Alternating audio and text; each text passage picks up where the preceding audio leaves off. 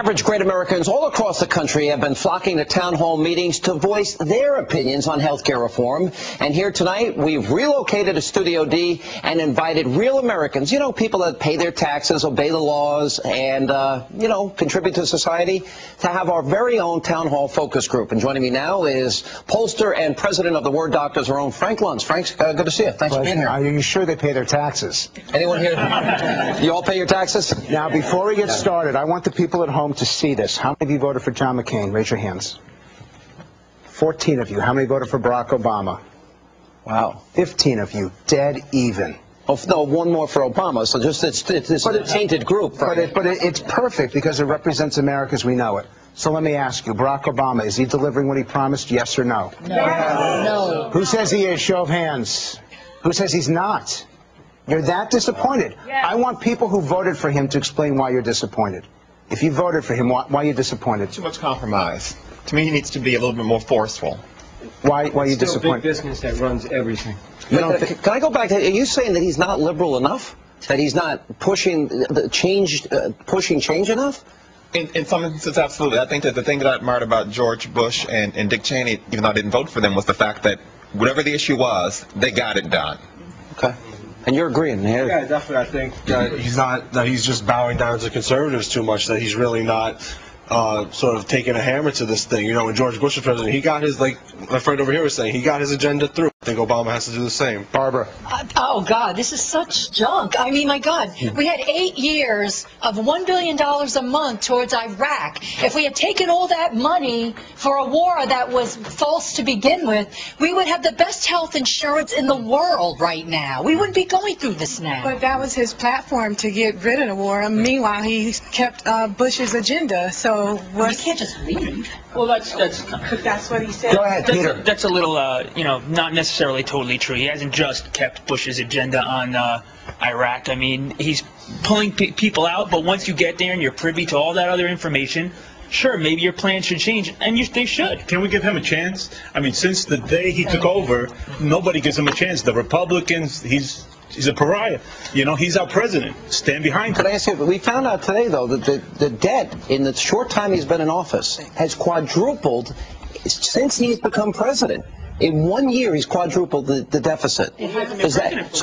Are people supposed to be quiet? Go ahead. Yeah. I'm in shock at what I'm hearing. We have somebody who ran through a stimulus. We have somebody who's Mirandaizing terrorists on the battlefield. Are you kidding me? He wants to put terrorists in the streets, and this is not harsh enough for you? He hasn't been in office for a year now. I mean, he came in to try to take over and put this government and put this country back in the right direction. I think that's the right word. I think he's trying to take over, and he's trying to make the government take over just about anything you can think of. Can I ask a question? How many of you think that he's fundamentally changing America in ways that nobody imagined? In a good way or bad way? Good way. Who says one at a time? Who says it's a good way? Who says it's a bad way? Now, socialist is a very strong word to use. I think that he was voted the #1 leftist in the entire House of Representatives and Congress, and still maintaining that position. He's radical all the way through. Go ahead. He could be the most honest politician I've seen. He promised change, and we're getting lots of change. I don't agree. I didn't vote for him. I don't agree with it, but he's delivering what he promised. But didn't he try and sell himself as more fiscally conservative, tax cuts for 95%? He said no earmarks. He gave us 9,000 earmarks. They're not even reading these bills that they're passing. This is not the change that I want. He's changed. Go ahead. This is not the change that I want. Go ahead. And he said he was going to be transparent, and nothing so far has been transparent. I mean, almost nothing. I have written to him 16 times.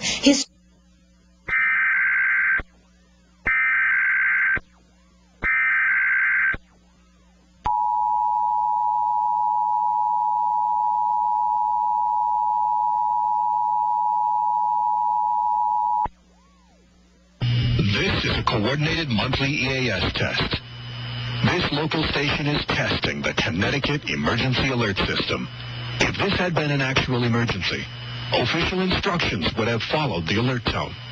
This concludes this test.